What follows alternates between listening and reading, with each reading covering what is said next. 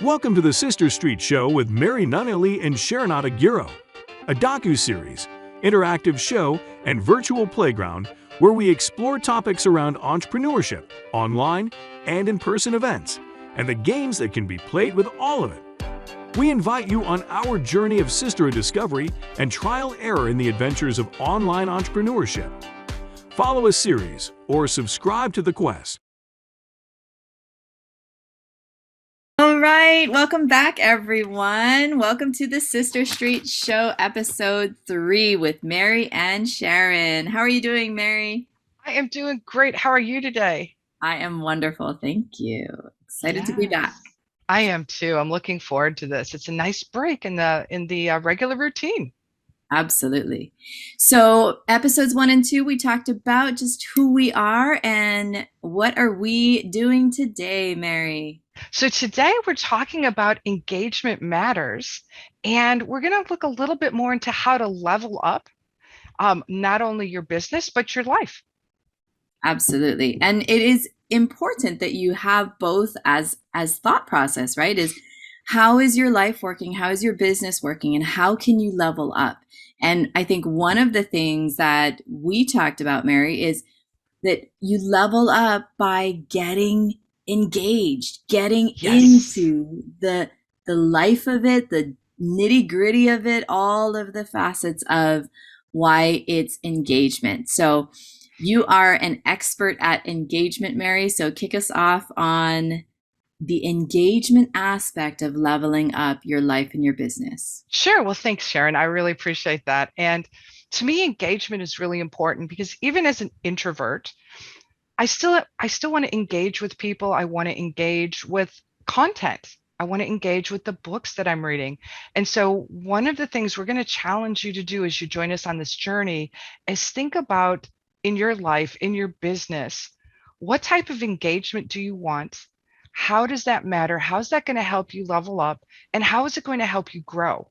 Because at its core, engagement is all about an invitation to a long-term relationship. So as I was telling Sharon earlier, in the human world, when people are ready to commit to a long-term relationship, being marriage or something like that, we talk about getting engaged. And so everyone knows, oh, so and so got engaged. They're getting ready to get married, which usually translates into a longer term, more permanent relationship.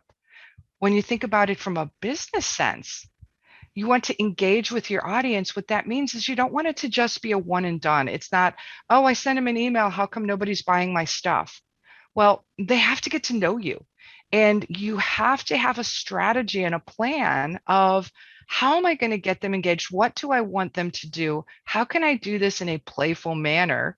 And what are the results? And how is this going to help that person? I love that. Actually, it just brought up some different thoughts because when you said like get them to do what you want them to do, it talks about the psychology and we're talking about leveling up, right? And so it's I was listening to an FBI negotiator talk about how do you negotiate for and sometimes life or death situations, but it was understanding before the conversation even starts what you want. Yes. So, how do you know what you want? Whether it's to buy your product, whether it's to build your list, whatever it is, you have to have a clear intention before you start the conversation so that that is there for the subconscious connections between you and your audience, you and your family, whatever it is. And then how do you make it fun? Because the engagement piece of it that you said for business is that it has to be intriguing for people. And that's Yes. what we hope to bring all of you, our audience. These are some of the nuggets that we're dropping, the seeds in the ground, so that you know what to expect as we go on our journey, as we start creating these series, so that each of these aspects are part of Mary and Sharon and the Sister Street Show. And so you'll see them come out, you'll see them grow as we talk about some of the elements. But just know that this is how we hope to engage you and start to bring out the flowers, the beauty in your business, in your life. Oh, Sharon, I love that. And I did want to clarify something too. When I said get people to do what you want, I don't mean it in this like creepy, manipulative way. it goes back to what Sharon was just saying, though. If you don't have a clear goal of once that audience engages with your content, or once you have that conversation with your child or your significant other, or your pet for that matter, I talk to my cats all the time, you need to know what that goal is so that everything that you're doing around it supports the goal. And for many folks, when they hear the term engagement, they also think of gamification. And that's one of the areas that my company and myself excel at, and that Sharon and I have had many conversations around, is when you think about gamification, we often think about it as just being points, badges, and leaderboards. And that's something really simple to implement. But really, at its core, gamification is about engaging your audience in playful ways. And a shout out to my friend and colleague, Terry Pierce, for giving me that definition yesterday. And but you got to have a plan. It's just like when you play a game. If you were to play softball, which is a sport I grew up playing, if everyone just showed up with a bat and a ball and you just started hitting the ball around, you might be having fun, but there's no plan, there's no strategy. If you go to a softball game or a baseball game, you realize there's rules. There are people in certain positions. The first baseman knows what to do with the ball when it's hit his way. And so that's what we mean by knowing what you want your audience to do. If I'm a batter and I come up to bat and I hit the ball and then I just stand at the base, the team's going to be like, Mary, what the heck are you doing? Why didn't you run? The ball wasn't caught. So it's knowing what your action is, knowing what that action is you want your audience to take. And Sharon, I know sometimes I get a little like harsh about this, but I really think it's an important aspect for people to understand. And as it comes to the event space in your area of genius, how does this strategy apply there? Well, let's get back to that because you dropped so many golden nuggets in there. I just want to dissect it for the audience too. It's there's a lot there, right? And I can't wait to unpack gamification. That is coming, guys. So make sure you stay tuned for the episodes because Mary is an expert at it, and gamification is not well understood as is, and also where it's going. So Mary will unpack some of the trends that are happening now and what really is underlying the psychology of how to make your business and aspects of your business like lead magnets, etc., all the different terms, but how to make it engaging so that the gamification piece or the fun aspect is there with a capital F. But she also talked about the clear goals. So clear goals means structure, as Mary mentioned. But also, I think, Mary, we were talking about how that whole picture, right, when you said the softball game is based on rules, and the rules have to have agreement. And when you think about agreement, it's clear communication so that people understand what is happening, and then they get the choice, full conscious choice to agree. So that we all know that a softball game means that people go, there is a ball, there is a bat, that the ball gets hit, that but when we're both parents, right? So the kids don't know the rules. So they're just watching all that's happening. And in a sense, it's fun, but they can't truly engage with the game because they don't understand what to expect, what's happening, and they don't agree that that's what the rules are. And so you have to have clear communication to teach the rules so that people can understand and then choose, oh, that is what this game is about. And once everybody has collective agreement, that's when it becomes magical. It becomes what happens in a true game, in a true experience. Oh, such a great way of explaining it. And I think, as business owners, that often trips us up because many of us got into the entrepreneurial space because we had an idea or we wanted to change the world or we got tired of our corporate job. And it's like, oh, this is going to be easy. Work my own hours, money comes in. And what I've seen, and this applies to me as well, we didn't set those rules up in the front end when we started our business. And I'm not talking about the like government rules. I'm talking about what are the rules for our business? Who are our clients going to be? What kind of services? How are we going to charge for them? And so what happens is we're often finding ourselves in this situation of, oh my gosh, I need money. I got to pay the bills. Okay, I'll just do anything. And then we never get to our true purpose in our business because we're so busy flitting around because Yeah. we never set those rules up for ourselves. And I am guilty as charged. Well, and we were just discussing this in actually a few conversations, but what is the true rule of your business? It is that it's a business, right? Yes. Not a hobby and not a charity. And that's the thing is some of you guys have not set the rule that you have to make money. And we've been guilty of this when we were first starting because we said, okay, well, we just want experience, right?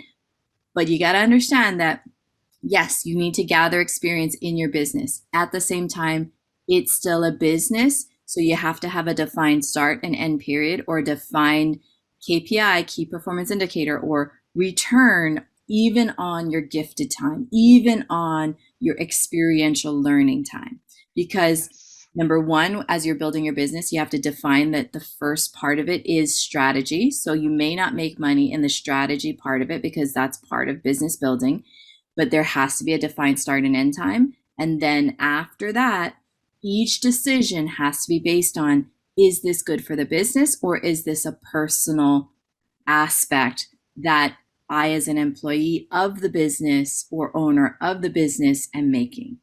Um, and Yes. then and then you talked about the event design, but it's when we set up those rules, the level up piece. So first takeaway, guys, for the episode was having clear intentions for what you're doing, because without that intention for yourself, your goal, you're not going to be able to define in the world the goals that you have.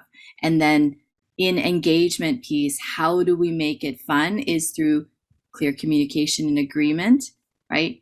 And then understanding what, as you're engaging, as Mary said, as you're building this long-term relationship, what both um, parties in the relationship are looking for. Yes. In events, we talk about that by having a plan for the event and then deconstructing it and starting to think about both sides at each point. So even before they arrive to your event, what was their experience? Did they have the awareness of who you are? Did you build the trust factor? Did you surprise and delight them with, a welcome email or a gift upon arrival? But all the pieces that happen that you're considering not just your goals, which are clear, but also your guests' goals as well. Yes. And Sharon, that's a great point. And I think the other piece of that, as it ties into the business and engagement, is when both sides know what the rules are. And I'm not saying that you send all prospective customer, like, here's the rules for interacting with me, like you're sending rules to a board game. But when those rules and roles and responsibilities are clearly defined in a way that makes sense, you're going to have better long-term engagement. You're going to have happier customers.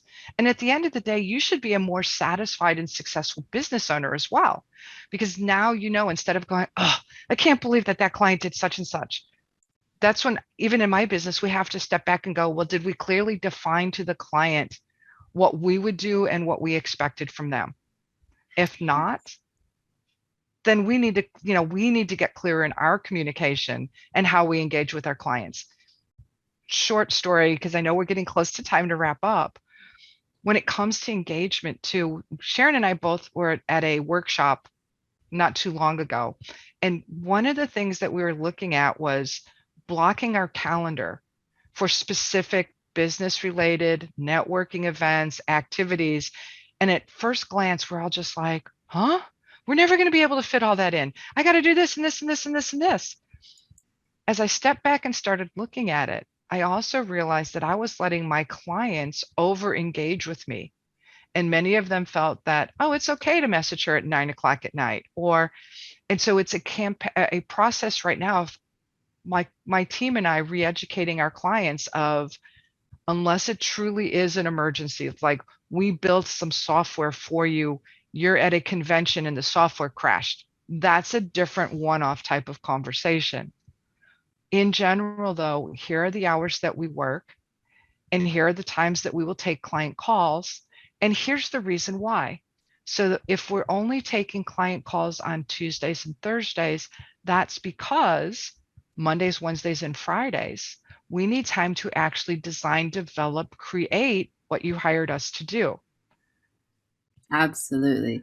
It's a Boundaries, hard boundaries. conversation, but it also helps the engagement because if as my clients are finding out, and you're right, boundaries, didn't mean to cut you off. Now that they're realizing like, oh, Mary's not on call 24/7, our conversations are much more focused and engaged. And I've got clients now sending agendas before our meetings going, here are the 5 things I want to talk about on our call today, because I'm showing them that they're going to get better service and we can engage better when there's some structure. Absolutely. It's some of the basic rules we grew up with, right? If we know what to expect, we feel more safe, we feel more comfortable, and we feel like we have the permission, therefore, to fully engage and fully utilize that time.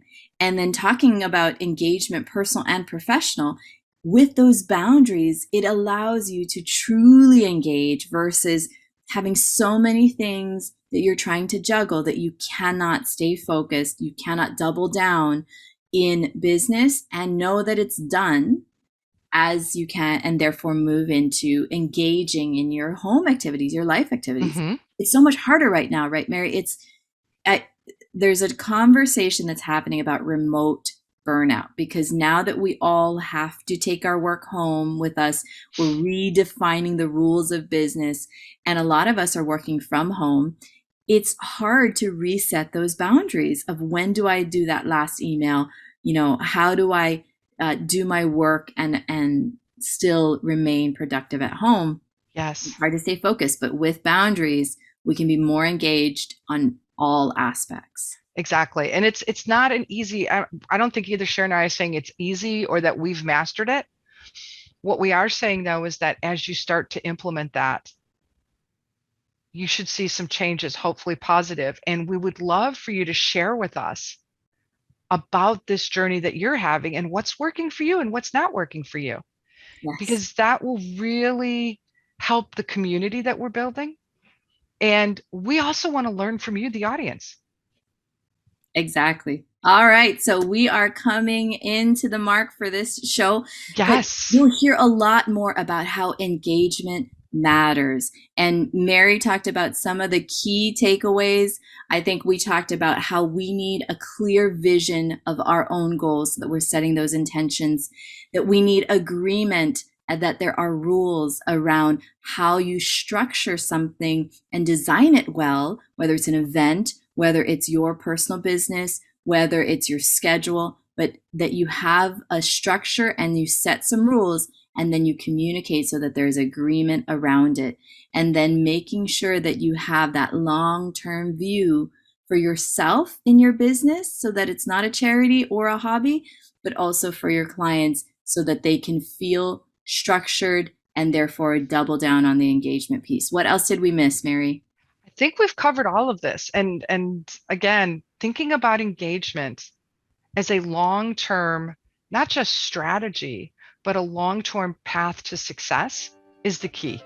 So I'm looking forward to the next episode. And I think Sharon's going to be talking to us about something really special. Yes, we're going to be talking about how alignment works. We need engagement and you need to have things in the same direction, aligned. So more to come. We're so excited to be on this journey with you. And this will wrap up the next episode, the first series. And then we'll be going into some really rich content and business building tools, strategies, and fun. I love it. See you next time, everyone. Bye. Aloha. Bye.